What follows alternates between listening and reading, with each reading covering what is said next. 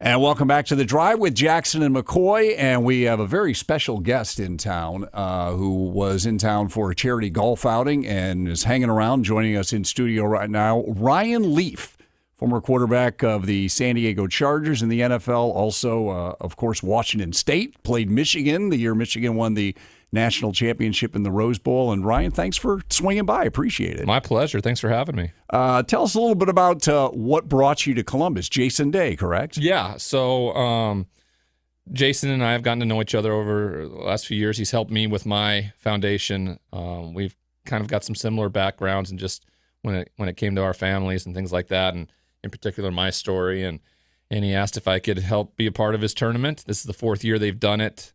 Out at the Columbus Zoo for the pre-party, and then out at Double Eagle Country Club, which was really fun to play in yesterday and raise awareness and give back to local charities here in the Ohio community.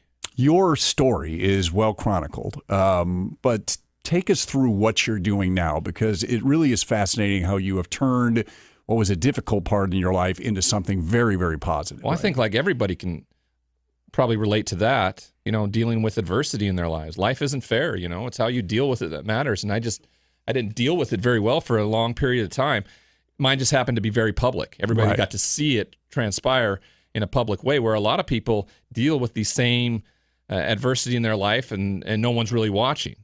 And that's the difference. And so I don't mean to minimize it in any way, but it's when I'm out there speaking and talking about my story, I always tell the audience that I could reverse the roles. I could be sitting in the audience and hear one of them come up and tell their story, and it would be just as impactful and just as important, and I would learn something from that interaction. Was there a point where, I don't know, a low point where you were like, I've got to change this narrative? I don't know if there was ever a consequence or a point where I ever thought that I need to change anything. I thought I was a loser. I thought I was a failure, and I didn't care if I was no longer on this earth. So for me, there wasn't a point that came. I think it gradually happened. I went to prison. My higher power showed up in the form of my roommate, who was an Iraqi-Afghan war veteran, who was essentially my guardian angel. And he showed me a different way, and that way was to be of service to other human beings. And that was going to have to be the foundation for when I got out. And if it didn't, I would just return to be the same person I'd always been. And since that moment happened, and of course I didn't know what was happening at the moment, it just was something that I started to do by showing up and being consistent, that we're at a place now almost 4 years removed from leaving that prison cell to being in a place where I'm contributing to communities. I'm getting to live my dream of doing broadcasting things, calling college football games, having a radio show, and then having a family. And so all of that transpired, and I don't know if there was a singular time. I know when there was a moment that happened in my life that changed all that. Of course, you don't know that when it's happening at the time. Right. Visiting with Ryan Leaf, who is joining us here in studio today in Columbus, was at a Jason Day's charity golf event. I want to ask you talk about doing college football games. Have you had a chance to take a look at Dwayne Haskins, Ohio State's young quarterback, and what do you think? Yeah, he looks really good. I've been really impressed with him, his accuracy, and then when the adversity happened in State College, in Happy Valley, when things when the struggle got real, he was able to answer that. I came away from that game really not necessarily thinking that Ohio State was the better team, just because of how it happened. To me, it said more about what Penn State was doing. In particular, the last 2 years, where they probably should have won both games, but it says a lot about Dwayne Haskins and that football team and their ability to withstand that adversity and come away with a victory. Because sometimes that's what it is. You're on the road in a hostile environment and things aren't going well, and you have to find a way to get it done. They were my number 3 team in the top 25 this week, and I suspect them to be there unless something changes. I think the Michigan game, of course, at the end of the year is going to be big, but Jim Harbaugh and that Wolverine team hasn't seemed to come up with any answers for what this Ohio State football team brings to the table. When you see a talent like a Dwayne Haskins or whomever it may be, what do you look for in other quarterbacks? What jumps out at you? You mentioned accuracy. Is that like your number one thing? What are your Ryan Leaf's targets when you look at a quarterback and say, this kid's got whatever it is? Yeah, usually yards per attempt. For me, that's huge because in these offenses these days, a lot of passes are never thrown more than 5 yards down the football field, so accuracy isn't necessarily the case. I was waiting to kind of see how Baker Mayfield shaped up because he was so accurate in college, but they didn't throw the football down the field that much. And he's really kind of injected some interesting things there in Cleveland, and I'm excited about that. But that's what I look for, and I usually don't necessarily take into heart too much how successful they were in college, as long as they're a winner and a leader. Because when you get to the NFL, it's a completely different monster. You have to adapt to a completely different type of game, though they're changing a little bit with the RPO influence the last year. Defenses will figure that out, and the traditional landscape of what quarterback in the NFL looked like is a lot what you see week to week from Aaron Rodgers, Tom Brady, Ben Roethlisberger, guys that sit in the pocket and throw the football accurately. Baker Mayfield, you mentioned him, and we got a ton of Browns fans here in Columbus, and they're excited. I mean, they won one game in 2 years, and now they've won 2 games and really have a chance to be 5-0. Mayfield getting that job.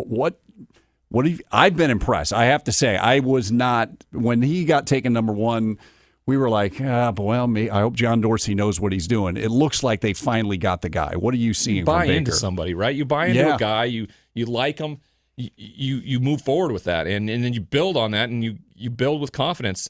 I mean, they won 12-9 in overtime. There's a good chance also that they could be 1-2-2. Correct. And as well as 5-0. So it's tough to win football games in the NFL, and Baker's learning that.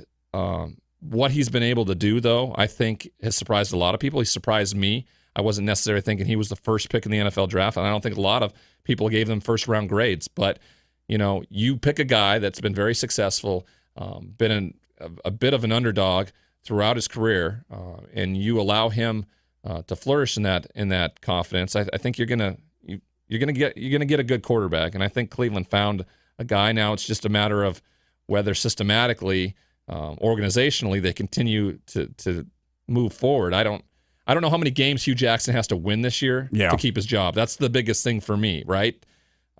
Because then you have to move on, and there's another head coach for Baker. And what does that look like? I had 3 head coaches in my first year, essentially. Oh, wow. And so that's difficult to do because you don't really necessarily know what kind of offenses is and what that's going to look like. So I hope that they're able to win enough games that Hugh keeps his job, because you need consistency there with a quarterback. You don't know what to think about the whole Hugh Jackson scenario. Right. Dorsey didn't hire him.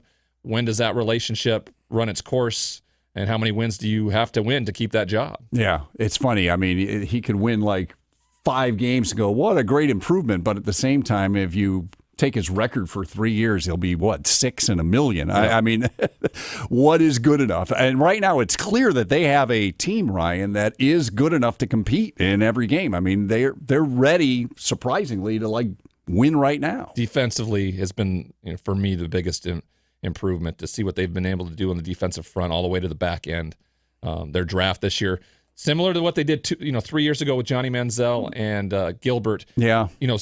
Getting a corner and getting a quarterback in the first round, except this year they hit it. They hit it on the head, right? And it just shows you how different it can be from draft to draft. And with the salary cap for rookies, it's really allowed you to make some misses. I think that's been huge for programs trying to rebuild, that you're able to maybe miss on a quarterback and it not tear your organization down for the next decade, maybe. Visiting with Ryan Leaf here for a couple more minutes. And Ryan, we were just, before we went on the air, I was asking about Drew Brees, and you'd missed each other in San Diego. You left right before he came there. Last night, he sets the all-time record for passing yardage.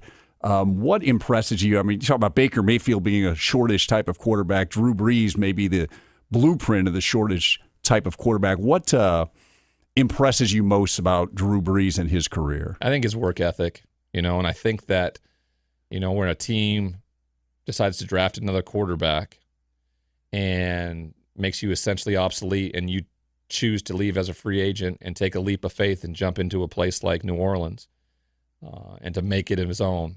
My friend Jay Glazer was down there doing an interview recently, and he was in the facility late, and there was only one light on, and he poked his head in there, and there he was, Drew Brees, during the summer. Yeah. And he asked him, what you doing? He said, sometimes being the best is a lonely job.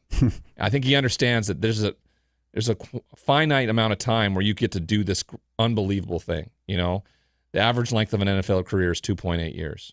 I got to play for 4. Mm-hmm. So for somebody to realize that and put every ounce of energy into that, knowing that what they're doing is going to not only make them great, but also allow them to have this unbelievable life for him and their family.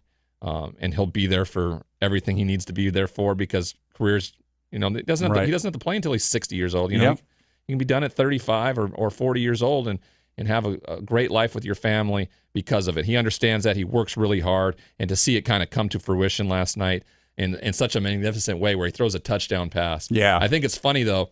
The guy that caught it was his first NFL touchdown ever. Yeah. And he doesn't get to keep the ball because it's going to go into the Hall of Fame. He can go visit it. He can go visit it at all times. At least he'll know where it is at all times. That's right. Last thing here for Ryan Leaf. If you had a chance to talk to a young prospect that's about to jump into the NFL, like maybe, next year offseason, a Dwayne Haskins or whomever, what's the biggest piece of advice through your experience that you would give somebody? The best piece of advice is I get into that locker room and I go find the veteran who's been there the longest, who's the consummate pro, asked him how he's done it, and then follow it for verbatim. What I wish I would have done is I wish I would have went to Junior Seau and Rodney Harrison and said, how have you done this? Yeah, teach me.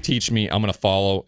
We became friends. Mm-hmm. I didn't look at them as mentors. I don't know why that was the case. I really don't. I thought I had it all. I could handle it all, and that's what I'm doing. I'm walking into a locker room, and I'm finding the tenured veteran, and I'm asking him how the heck he did it, and then I'm going to follow his advice verbatim moving forward. Well, Ryan, we appreciate you taking a few minutes. Your story's inspirational. Good luck with everything you're doing, and appreciate you taking a few minutes for us. You bet. Thanks for having me.